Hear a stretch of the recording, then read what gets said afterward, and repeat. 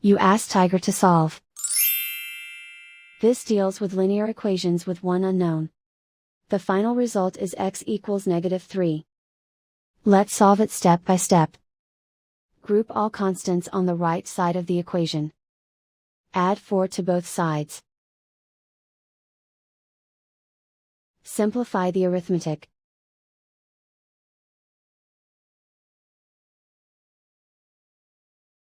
Isolate the x. Divide both sides by -9. Cancel out the negatives. Simplify the fraction.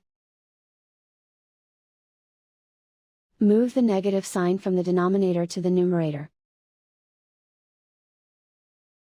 Find the greatest common factor of the numerator and denominator.